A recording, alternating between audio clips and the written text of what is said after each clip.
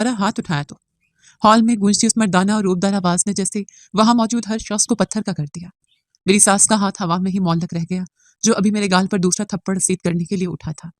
मेरी आंखों से बहते आंसू रुकने का नाम नहीं ले रहे थे और मैं जमीन पर गिरी सालन के डिश और टूटी प्लेटों के दरमियान कांप रही थी।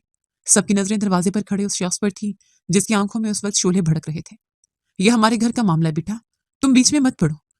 सास ने हकलाते अपनी सफाई पेश करने की कोशिश की। ये घर का मामला नहीं, ये खुला जुल्म है और मैं अपनी होने वाली ससुराल में ये तमाशा हरगिज बर्दाश्त नहीं करूंगा। आपको लगता है कि इस गिरी हुई हरकत के बाद मैं खामोश रहूंगा? उस शख्स ने आगे बढ़कर मुझे बाजू से पकड़कर खड़ा किया। उसके लम्स में हमदर्दी थी या अपनायत, मैं समझ नहीं पाई। आज के बाद इस लड़की की तरफ किसी ने मैली आंख से भी देखा तो मुझसे बुरा कोई नहीं होगा। हाल में छाई मौत जैसी खामोशी बता रही थी कि आने वाला वक्त बहुत कुछ बदलने वाला था। मेरा नाम सबा है। कहते हैं गुर्बत इंसान को वक्त से पहले बूढ़ा कर देती है, लेकिन मेरे अब्बा ने कभी हमें इस एहसास के साए में भी नहीं जीने दिया। हम 4 बहनें थीं और कोई भाई नहीं था। अब्बा एक मामूली मजदूर थे। सारा दिन धूप में जलते, ईंटें ढोते और शाम को जब घर लौटते तो उनके हाथों में फल या मिठाई का छोटा सा लिफाफा जरूर होता। लोग उन्हें ताने देते थे कि 4 बेटियां हैं, कैसे ब्याह होगी? मगर अब्बा हमेशा मुस्कुराकर कहते, मेरी बेटियां बोझ नहीं, मेरी रहमत है। अल्लाह खुद रास्ते बनाएगा। मैं सबसे बड़ी थी, इसलिए घर के हालात का बोझ मेरे कंधों पर महसूस होता था। हमारे घर की छत कच्ची थी लेकिन दीवारें मोहब्बत से पक्की थी। जब मैं 20 साल की हुई तो मोहल्ले की औरतों ने बातों के तीर बरसाना शुरू कर दिए। अरे रहमत बीबी, बच्ची जवान हो गई है, कब तक घर बिठाए रखोगी? जमाना बहुत खराब है। ये जुमले मेरी माँ का कलेजा छलनी कर देते थे। फिर एक दिन अब्बा काम से घर आए तो उनका चेहरा खिला हुआ था। उन्होंने आते ही माँ को खुशखबरी सुनाई। सबा की माँ, अल्लाह ने सुन ली। आज ठेकेदार साहब के मुंशी ने अपने बेटे वसीम के लिए सबा का रिश्ता मांगा है। लड़का अच्छा है, पढ़ा लिखा है और छोटा मोटा अपना काम करता है।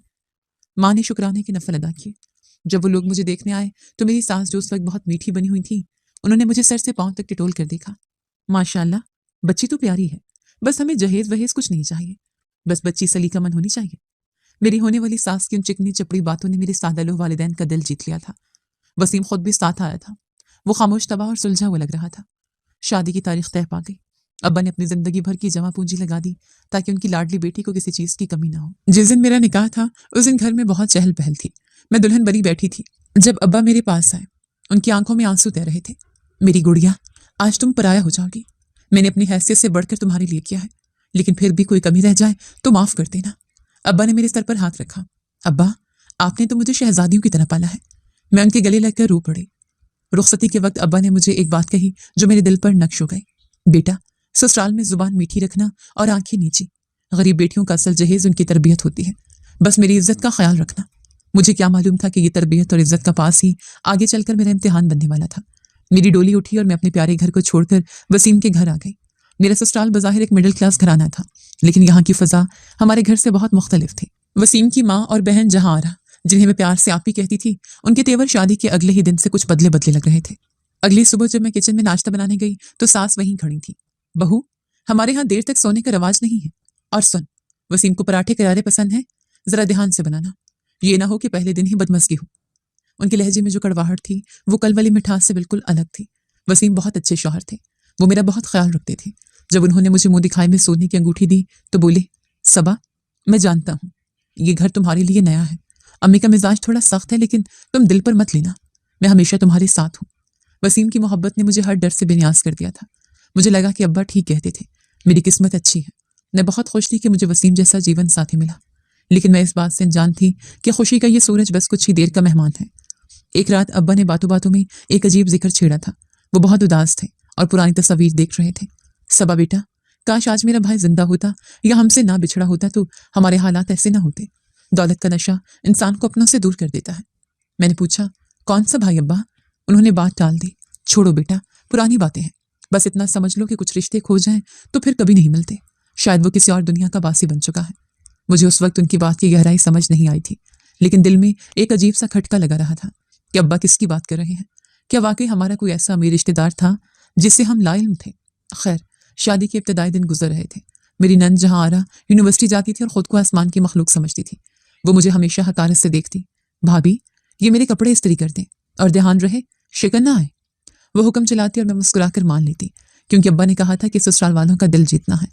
अभी मेरी खुशियों को पड़ लगे ही थे कि 1 साल का अरसा पलक झपकते गुजर गया। सब कुछ ठीक चल रहा था, मगर तकदीर मेरे सर पर खड़ी मुस्कुरा रही थी। एक जहरीली मुस्कुराहट। वो मनहूस दिन भी कैलेंडर पर मौजूद था जिसने मेरी मांग गुजारनी थी। शादी को भी 11 महीने ही गुजरे थे और हमारी पहली सालगिरह आने में चंद हफ्ते बाकी थे। उस सुबह वसीम दफ्तर जाने के लिए तैयार हो रहे थे और मैं उनका नाश्ता मेज पर लगा रही थी। वो बहुत खुश दिखाई दे रहे थे। सबा, आज जल्दी तैयार रहना, शाम को हम बाहर खाना खाने चलेंगे। तुमने कहा था ना कि तुम्हें वो नए रेस्टोरेंट का खाना पसंद है। वसीम ने टाई की गिरा ठीक करते हुए कहा। मैंने मुस्कुराकर चाय का कप उनकी तरफ बढ़ाया। वसीम, आप रहने दें, घर के खर्चे पहले ही बहुत हैं और अभी तो कमेटी भी निकलनी है। वसीम ने प्यार से मेरा हाथ थामा और बोले, अरे पगली, पैसे तो हाथ की मैल है, मेरी असल दौलत तुम और तुम्हारी खुशी है, बस तुम तैयार रहना। वो मुस्कुराते हुए घर से निकल गए और मैं दरवाजे पर खड़ी उन्हें तब तक देखती रही जब तक वो गली के मोड़ से ओझल न हो गए। मुझे क्या मालूम था कि मैं उन्हें आखिरी बार जिंदा देख रही हूँ।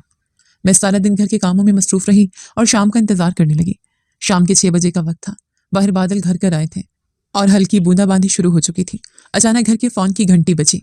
मैं किचन में थी, इसलिए मेरी नंद जहारा ने फोन उठाया। हेलो जी, कौन? जहारा ने लापरवाही से पूछा। अगले ही लम्हे उसके हाथ से रिसीवर छूटकर नीचे लटक गया और वो जोर जोर से चीखने लगी, अम्मी, अम्मी गजब हो गया, भाई का एक्सीडेंट हो गया है। ये अल्फाज मेरे कानों में पिघले हुए शीशे की तरह उतरे। मैं भागकर बाहर आई।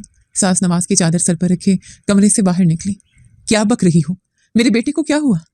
अम्मी, अस्पताल से फोन था, वो कह रहे हैं हालत बहुत नाजुक है। जहारा रोते हुए बोली। हम सब पागलों की तरह अस्पताल पहुंचे। वहां इमरजेंसी वार्ड के बाहर भीड़ थी। डॉक्टर बाहर निकला तो सास ने लपक कर उसका गिरबान पकड़ने की कोशिश की। डॉक्टर, मेरा बेटा कैसा है? बोलो वो ठीक है ना?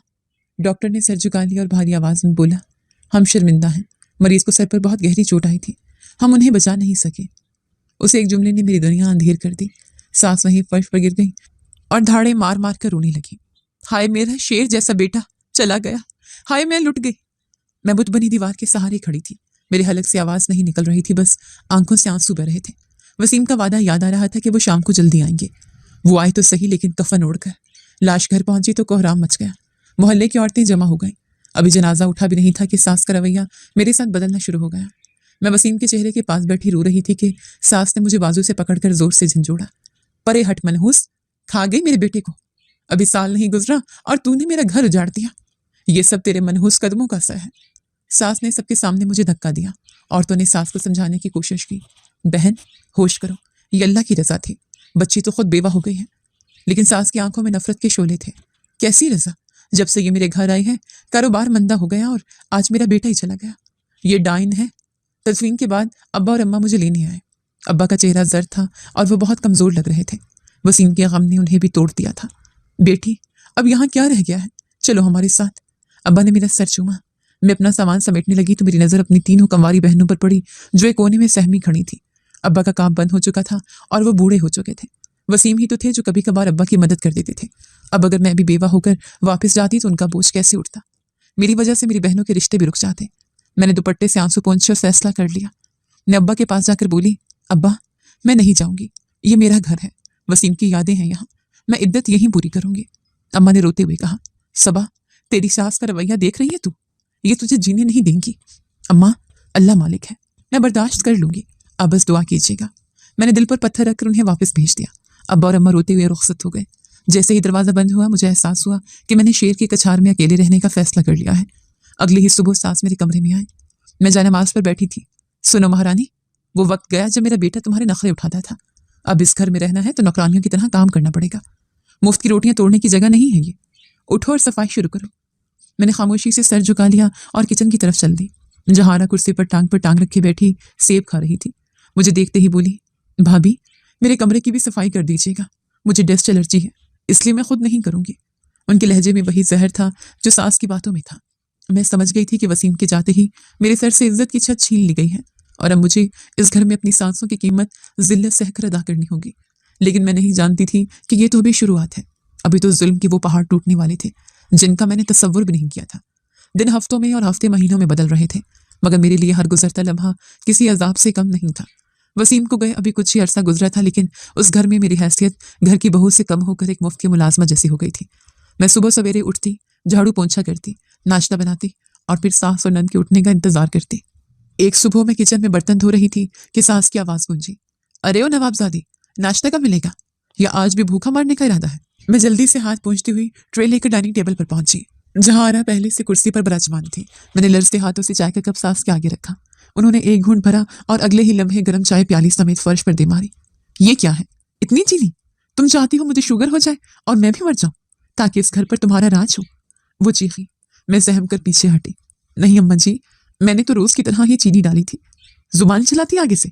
सास ने गुस्से से मुझे घूरा। मनहूस कहेंगी, जब से इस घर में आई है बरकत उठ गई है। मेरा हंसता बसता घर वीरान कर दिया। तुम अपना ये मनहूस चेहरा लेकर यहाँ से क्यों नहीं चली जाती? क्यों हमारे सीने पर मूंग दल रही हो? मैं खामोशी से उनकी ये जहरीली बातें सुनती रही और झुककर टूटी हुई प्याली के टुकड़े समेटने लगी। मेरी आंखों से आंसू टपक कर फर्श पर गिर रहे थे। मेरे पास जाने को कोई ठिकाना नहीं था। मैं की जाती तो गरीब वालदैन पर बोझ बनती और छोटी बहनों के रास्ते रुक जाते। इसलिए मैंने खामोशी को ओढ़ना बिछोना बना लिया था। अभी मेरे शौहर की वफात को 6 माह भी पूरे नहीं हुए थे और मेरी इद्दत के दिन खत्म होने के करीब थे कि घर में एक नई खुशी की खबर आ गई। एक दिन जहारा यूनिवर्सिटी से आए तो उसका चेहरा खुशी से तमतमा रहा था। अम्मी, आपको पता है मिसिस अंसारी ने मेरा रिश्ता मांगा है। जहारा ने जोश से बताया। सास की खुशी का कोई ठिकाना न रहा। अरे वाह, ये तो बहुत अच्छी फैमिली है। लड़का क्या करता है? लड़का अमेरिका से पढ़कर आया अम्मी। बहुत अमीर लोग हैं। उनका अपना बड़ा कारोबार है। जहां आया ने फखर से गर्दन अकड़ाई। मुझे ये सुनकर बहुत दुख हुआ। अभी तो मेरे शौहर की कब्र की मिट्टी भी नहीं सूखी थी। वो उनका इकलौता बेटा था और ये लोग अपनी बेटी की शादी की खुशियां मनाने की तैयारियां कर रहे थे। लेकिन फिर मैंने सोचा कि ये दुनिया की रस्में हैं। जिंदगी किसी के जाने से रुकती नहीं है। बेटी की खुशी तो माँ को अजीज होती ही है। शाम को मेहमानों के आने का वक्त तय हुआ। सास मेरे कमरे में आई और सख्त लहजे में बोली, खबरदार जो तुम मेहमानों के सामने आई अपना ये मनहूस साया मेरी बेटी की खुशियों पर मत डालना। तुम बस किचन में रहोगी और वहीं से चाय पानी भिजवाओगी, समझी? मैंने सर झुकाकर कहा, जी बेहतर। शाम को मेहमान आए।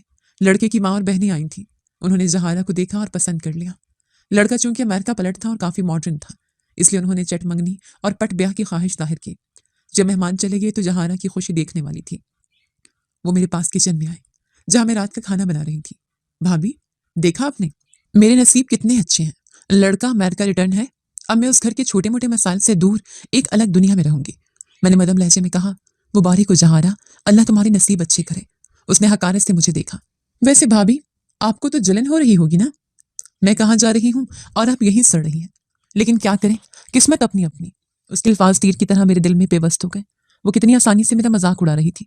वो ये भूल गई थी कि मैं भी कभी दुल्हन बनकर इस घर आई थी और मेरी भी बहुत सी उम्मीदें थी जो अब खाक में मिल चुकी थी।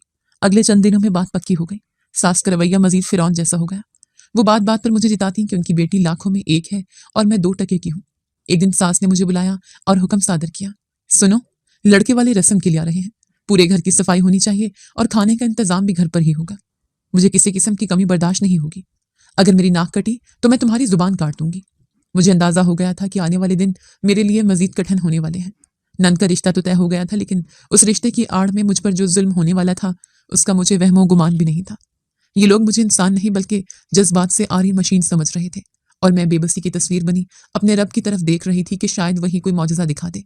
मगर मुझे मालूम नहीं था कि मौजज़ा होने से पहले मुझे जिल्लत की गहरी खाइयों से गुजरना पड़ेगा। उस दिन जब जहां आरा के रिश्ते की बात पक्की हो गई थी तो घर का माहौल ही बदल गया था।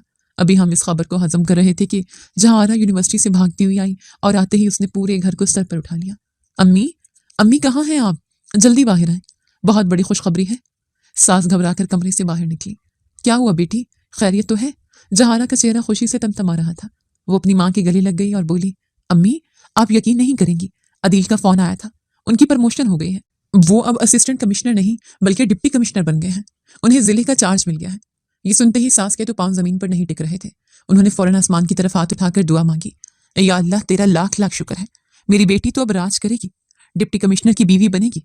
मैं कोने में खड़ी ये सब सुन रही थी। जहारा ने तिरछी नजरों से मेरी तरफ देखा और तंजिया अंदाज में बोली, अम्मी, अब तो हर ऐरे गैरे की औकात मेरे सामने 2 टके की है। लोग तरसते हैं ऐसी किस्मत को। मेरा शौहर पूरे शहर का अफसर होगा। सास ने फखर से बेटी का माथा चूमा। हाँ मेरी बच्ची, अब तो लोग हमारी जूतियों के बराबर भी नहीं रहे। तुम देखना, तुम्हारी शादी कैसी धूमधाम से करूंगी कि दुनिया देखती रह जाएगी। इस खबर के बाद जहारा के ससुराल वालों की तरफ से पैगाम आया कि वो पूरी फैमिली के साथ खाने पर आ रहे हैं ताकि रिश्ते को बाकायदा हतमी शक्ल दी जा सके। सास चाहती थी कि उन्हें अपने घर दावत पर बुलाया जाए ताकि उन्हें पता चल सके कि ये लोग कितने मेहमान नवाज हैं। लड़के वाले अमीर कबीर थे और मेरी सास अपनी नाक ऊंची रखना चाहती थी। रात को सास ने मुझे किचन में तलब किया, सुनो, परसों अदील और उसके घर वाले आ रहे हैं। कम से कम 10 किस्म के खाने बनेंगे, बिरयानी, कोरमा, कबाब, खीर, हर चीज शाही होनी चाहिए। मुझे किसी किस्म की कमी बर्दाश्त नहीं होगी। अगर खाने में जरा सा भी नमक मिर्च ऊपर नीचे हुआ तो मुझसे बुरा कोई नहीं होगा। मैंने डरते डरते कहा, अम्मा जी, अकेले इतना सब कुछ कैसे बनाऊंगी? क्या कोई मदद के लिए आएगा? सास ने आंखें निकाली। क्यों, तेरे हाथ टूटे हुए हैं? सारा दिन मुफ्त की रोटियां तोड़ती हो, एक दिन काम करने में जान निकल रही है। कोई मदद को नहीं आएगा, सब तुम्हें अकेले करना है। मुझे बस काम मुकम्मल चाहिए। किस्मत की सितम ज़रीफी देखिए कि दावत वाले दिन ही मेरी तबीयत बहुत ख़राब हो गई। शदीद ठंड की वजह से मुझे तेज़ बुखार चढ़ गया था। मेरा जिस्म तप रहा था और सर दर्द से फटा जा रहा था। मैं सुबह बिस्तर से उठने की कोशिश कर रही थी, मगर कमज़ोरी की वजह से दोबारा गिर गई। अभी मैं लेटी ही थी कि सास कमरे में आंधी तूफान की तरह दाखिल हुई। अरे महारानी, अभी तक सो रही हो? दोपहर होने को है और किचन सुनसान पड़ा है, तुझे शर्म नहीं आती? मैंने कमज़ोरी से उठते हुए कहा, अम्मा जी, मुझे बहुत तेज़ बुखार है, जिस्म में हिम्मत नहीं है।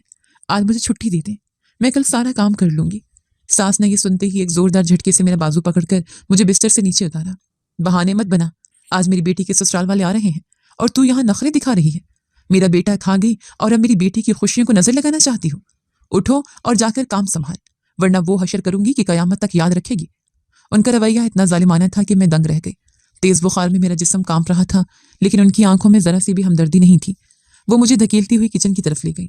खबरदार, जो किचन से बाहर कदम निकाला, जब तक सारा खाना तैयार नहीं हो जाता तुम्हें पानी पीने की भी इजाजत नहीं है। मैं लड़खड़ाते कदमों के साथ किचन में पहुंची। आंखों के आगे अंधेरा छा रहा था, मगर मैंने बर्तन धोने शुरू कर दिए। ठंडे पानी ने मेरे बुखार को और तेज कर दिया। बर्तन धोते हुए मुझे बेख्तियार वसीम याद आ गए। वो होते तो शायद मुझे एक गिलास पानी भी उठाने न देते, और आज मैं जानवरों से भी बदतर जिंदगी गुजार रही थी। मैं रोती जा रही थी और मिसालें भून रही थी, लेकिन दिल कर रहा था कि सब छोड़कर भाग जाऊं, माँ बाप के घर चली जाऊं। लेकिन फिर छोटी बहनों के मासूम चेहरे आंखों के सामने आ गए तो मैंने लब सी लिए। अगर मैं घर गई तो मेरी बेवा होने का ठप्पा उनकी जिंदगियों को भी मुतासर करेगा। शाम हो चुकी थी, मेहमानों के आने का वक्त करीब था। किचन में खानों की खुशबू फैली हुई थी, लेकिन मेरे लिए यह खुशबू भी अजाब बनी हुई थी। मैंने दीवार का सहारा लेकर खुद को गिरने से बचाया।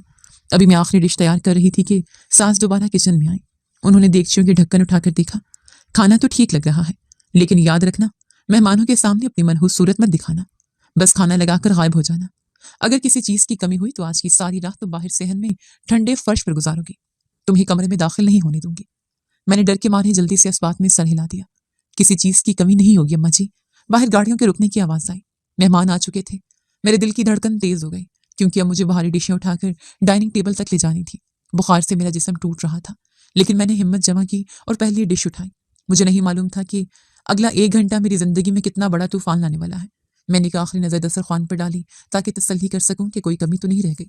मेरी टांगें बुखार की शिद्दत से कांप रही थी, लेकिन दिमाग में सास की धमकी गूंज रही थी कि अगर कोई गलती हुई तो सारी रात ठंडे सहन में गुजारनी पड़ेगी। ड्राइंग रूम से मेहमानों की कहकों की आवाजें आ रही थी। सास और जहारा की हंसी सबसे बुलंद थी, जो अपनी अमारत और खुशकिस्मती का रूप झाड़ रही थी। मैंने हिम्मत करके खाने के डोंगे उठाए और डाइनिंग रूम की तरफ कदम बढ़ाए। मेहमानों में जहारा की होने वाली सास, उनकी बेटी और वो लड़का अदील मौजूद थे, जो अब डिप्टी कमिश्नर बन चुका था। वो सब कुर्सियों पर विराजमान थे। मुझे देखते ही कमरे में एक लम्हे के लिए खामोशी छा गई। मैंने नजरें झुकाए कांपते हाथों से चावलों की डिश मेज पर रखी। अदील की वालिदा ने मेरी तरफ गौर से देखा और फिर मेरी सास से मुखातिब हुई। बहन जी, ये लड़की कौन है? पहले तो कभी उसे देखा नहीं। क्या कोई नई मुलाजमा रखी है आपने? ये सवाल सुनकर मेरे दिल पर खंजर चला। मैं उसी घर की बहू थी, उसी खानदान की इज्जत थी, लेकिन आज मेरी पहचान मिटाई जा रही थी। मेरी सास ने बड़ी बेनियाजी से जवाब दिया, अरे नहीं बहन, ये हमारे दूर की गरीब रिश्तेदार है। इसका शौहर मर गया था और पीछे कोई था नहीं, तो हमने तरस खाकर इसे पनाह दी है। बस घर के छोटे मोटे काम कर लेती है और रोटी का टुकड़ा खा लेती है। हम तो नेकी समझ कर रहे हैं। मैं हैरान रह गई कि वो कितनी सफाई से झूठ बोल रही थी और मुझे घर की नौकरानी बनाकर पेश कर रही थी। मैंने जब्त के घूंट पिए और खामोशी से किचन की तरफ पलट गई ताकि सालन का बड़ा डोंगा ला सकूं। मेरी आंखों में आंसू तैर रहे थे, मगर मैं उन्हें बहने नहीं दे सकती थी। मैं किचन से कोरमे का भारी डोंगा उठाकर वापस आई। बुखार अब मेरे दिमाग को चढ़ा हुआ था। जैसे ही मैं मेज के करीब पहुंची, अचानक मेरी आंखों के आगे अंधेरा छा गया। चक्कर इतना शदीद था कि मेरे कदम लड़खड़ा गए और मेरे हाथों की गिरफ्त कमजोर पड़ गई। छन, एक जोरदार आवाज के साथ कोरमे का गर्म डोंगा मेरे हाथ से फिसलकर सीधा कालीन पर जा गिरा। गर्म सालन चारों तरफ फैल गया और कांच के टुकड़े बिखर गए। मेहमान घबराकर अपनी अपनी जगह से उठे। यह मंजर देखते ही मेरी सास का चेहरा गुस्से से लाल हो गया। वो अपनी जगह से उठी और बिजली की तेजी से मेरे पास पहुंची। इससे पहले कि मैं कुछ कह पाती या माफी मांगती, उन्होंने सबके सामने पूरी कुव्वत से एक जोरदार थप्पड़ मेरे मुंह पर दे मारा। मनहूस, अंधी हो क्या? सास की आवाज पूरे घर में गूंजी। देखा आपने बहन जी, इसीलिए मैं इसे मेहमानों के सामने नहीं लाती। इसने अपनी मनहूसियत यहां भी फैला दी। इतना महंगा कालीन और सारा खाना बर्बाद कर दिया। मेहमान हैरानगी से कभी मुझे और कभी मेरी सास को देख रहे थे। मेरे गाल पर सास की उंगलियों के निशान छप गए थे और आंसू अब छलक पड़े थे। सास का गुस्सा भी ठंडा नहीं हुआ था। انہوں نے میرا بات دبوچ لیا اور جھنجھوڑتے ہوئے بولی، پہلے میرے جوان بیٹے کو کھا گئی اور اب میری بیٹی کی خوشیوں کو آگ لگانے چلی ہے۔ تمہیں تو گھر میں رکھنا ہی سب سے بڑی غلطی تھی۔ میں نے کہا تھا نا کہ آج کوئی غلطی نہیں ہونی چاہیے، لیکن تم باز نہیں آئی۔ عدیل جو خاموشی سے سب دیکھ رہا تھا، اس کے چہرے کے تاثرات بدل رہے تھے، لیکن میری سانس اپنے ہی روح میں بہتی جا رہی تھی۔ نکل جاؤ میری نظروں کے سامنے سے، اور یاد رکھنا آج کی رات تمہیں گھر کے اندر پناہ نہیں ملے گی، دفع ہو جاؤ۔ میں روتے ہوئے وہیں زمین پر بیٹھ کر کانچ کے ٹکڑے چننے لگی۔ میری ہتھیلیوں میں کانچ چبھ رہا تھا، لیکن دل کا درد اس سے کہیں زیادہ تھا۔ سب مہمان مجھے حقارت سے دیکھ رہے تھے، سوائے اس ایک شخص کے جس کی نظروں میں اس وقت عجیب سی کیفیت تھی۔ میں نہیں جانتی تھی کہ میرا یہ گرا ہوا آنسو اور زمین پر بکھرا ہوا سالن میری تقدیر کا فیصلہ کرنے والا ہے۔ ساس ابھی مزید کچھ کہنے ہی والی تھی کہ اچانک ایک ایسی آواز آئی جس نے سب کو ساکت کر دیا۔ ساس کا ہاتھ دوبارہ فضا میں بلند ہوا ہی تھا کہ میں نے ڈر کے مارے اپنی آنکھیں بند کر لی۔ میں اگلے تھپڑ کے منتظر تھی جو میری روح کو مزید گھائل کرنے والا تھا، مگر وہ تھپڑ میرے گال تک نہیں پہنچا۔ حال میں گرجدار اور روبدار آواز گونجی جس نے وہاں موجود ہر شخص کو ساکت کر دیا۔ بس کریں، بہت ہو گیا۔ یہ آواز کسی اور کی نہیں بلکہ ڈپٹی کمشنر عدیل کی تھی۔ میں نے گھبرا کر آنکھیں کھولی تو دیکھا عدیل اپنی نشست سے کھڑے ہو چکے تھے اور ان کا چہرہ غصے سے سرخ ہو رہا تھا۔ ان کی والدہ اور بہن بھی حیرانگی سے انہیں دیکھ رہی تھیں۔ میری ساس کا ہاتھ ہوا میں ہی معلق رہ گیا اور انہوں نے بوکھلا کر عدیل کی طرف دیکھا۔ ان کے چہرے پر ہوائیاں اڑنے لگیں۔ بیٹا، تم کیوں پریشان ہوتے ہو؟ یہ تو گھر کے معمولی معاملات ہیں۔ ان نوکرانیوں کو سیدھا کرنے کے لیے کبھی کبھی سختی کرنی پڑتی ہے۔ تم بیٹھو، کھانا ٹھنڈا ہو رہا ہے۔ ساس نے مسکرانے کی ناکام کوشش کی۔ نوکرانی؟ عدیل نے سوالی انداز میں ساس کو دیکھا اور پھر قدم بڑھا کر میرے قریب آئے۔ میں زمین پر بیٹھی کانچ کے ٹکڑے مٹھی میں دبائے کانپ رہی تھی۔ عدیل نے میری ساس کی آنکھوں میں آنکھیں ڈال کر کہا، ابھی تھوڑی دیر پہلے آپ نے کہا تھا یہ آپ کی دور کے رشتہ دار ہیں، کیا آپ اپنے رشتہ داروں کے ساتھ ایسا سلوک کرتی ہیں؟ اور اگر یہ ملازمہ بھی ہے تو کیا ملازم انسان نہیں ہوتے؟ جہارا فوراً اپنی ماں کی حمایت میں بول پڑی، عدیل، آپ اس 2 ٹکے کی عورت کی وجہ سے ہم سے ناراض ہو رہے ہیں۔ آپ کو نہیں معلوم یہ کتنی بدتمیز ہے۔ اس نے جان بوجھ کر سالن گرایا ہے تاکہ ہمارا مزہ کرکرا کر سکے۔ عدیل نے تلخ نظروں سے جہارا کو دیکھا۔ جان بوجھ کر؟ کیا تم اندھی ہو؟ پچھلے آدھے گھنٹے سے میں اسے نوٹ کر رہا ہوں۔ یہ لڑکی بخار میں تپ رہی ہے، اس کے ہاتھ کانپ رہے ہیں، اس کا چہرہ زرد ہے، اسے آرام کی ضرورت تھی اور تم لوگوں نے اسے بیگار کیمپ کا قیدی بنا رکھا ہے۔ عدیل کی بات سن کر ساس کے پیروں تلے زمین نکل گئی۔ وہ صفائیاں پیش کرنے لگی۔ ارے بیٹا، تم غلط سمجھ رہے ہو، ہم تو اسے بہت پیار سے رکھتے ہیں، آج بس کام زیادہ تھا اس لیے۔ پیار سے رکھتی ہیں؟ عدیل نے ساس کی بات کاٹ دی۔ سب کے سامنے اسے تھپڑ مارنا اور ذلیل کرنا پیار ہے؟ اسے منحوس کہنا پیار ہے؟ میں یہاں رشتے کے لیے آیا تھا، لیکن مجھے نہیں معلوم تھا کہ میں کسائیوں کے گھر آ رہا ہوں۔ یہ جملہ سنتے ہی جہارا کے ہاتھوں سے بلیڈ گر گئی۔ عدیل، یہ آپ کیا کہہ رہے ہیں؟ عدیل نے فیصلہ کن انداز میں کہا، میں جو کہہ رہا ہوں بالکل ٹھیک کہہ رہا ہوں۔ جو لوگ اپنے گھر کی عزت اور کمزوروں کا احترام نہیں کر سکتے، وہ کسی اور کو کیا عزت دیں گے؟ مجھے افسوس ہے، لیکن میں ایسے ظالم گھرانے میں رشتہ نہیں کر سکتا۔ ساس روتے ہوئے عدیل کے سامنے ہاتھ جوڑنے لگی۔ بیٹا، ایسا مت کرو، ہماری عزت کا جنازہ نکل جائے گا۔ لوگ کیا کہیں گے کہ منگنی والے دن ہی رشتہ ٹوٹ گیا؟ میری بیٹی کی زندگی برباد ہو جائے گی۔ زندگی تو آپ اس لڑکی کی برباد کر رہی ہیں۔ عدیل نے میری طرف اشارہ کیا۔ ویسے ایک بات بتائیں، یہ واقعی آپ کے رشتہ دار ہے یا معاملہ کچھ اور ہے؟ کیونکہ جس نفرت سے آپ نے کہا کہ یہ آپ کے بیٹے کو کھا گئی، اس سے تو لگتا ہے کہ اس کا اس گھر سے گہرا تعلق ہے۔ ساس خاموش ہو گئی، ان کی زبان گنگ ہو گئی۔ وہ سچ بتانے سے ڈر رہی تھی، لیکن عدیل کی شخصیت کا روب اتنا تھا کہ وہ جھوٹ بھی نہیں بول پا رہی تھی۔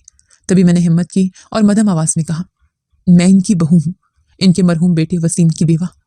میرے ان الفاظ نے جیسے بم پھوڑ دیا ہو۔ عدیل نے چونک کر مجھے دیکھا، اس کی آنکھوں میں حیرت اور دکھ کا ایک سمندر امڈ آیا تھا۔ بیوہ؟ عدیل نے زیر لب دہرایا، تو یہ ماجرا ہے؟ عدیل نے گہری سانس لے اپنی والدہ سے کہا، امی چلیں یہاں سے، اب یہاں رکنے کا کوئی جواز نہیں بنتا۔ جہاں آرا اور ساس کے رونے دھونے کے باوجود عدیل اپنے گھر والوں کو لے کر وہاں سے چلا گیا۔ ان کے جاتے ہی گھر میں موت کا سا سناٹا چھا گیا جو کسی بڑے طوفان کا پیش خیمہ تھا۔ مجھے اندازہ نہیں تھا کہ عدیل کا یوں جانا میرے لیے تو عذاب بنے گا ہی، لیکن قدرت نے میرے لیے کچھ اور ہی فیصلہ کر رکھا ہے جو سب کی سوچ سے بالا تر ہے۔ عدیل اور ان کے گھر والوں کے جاتے ہی جیسے گھر پر قیامت ٹوٹ پڑی۔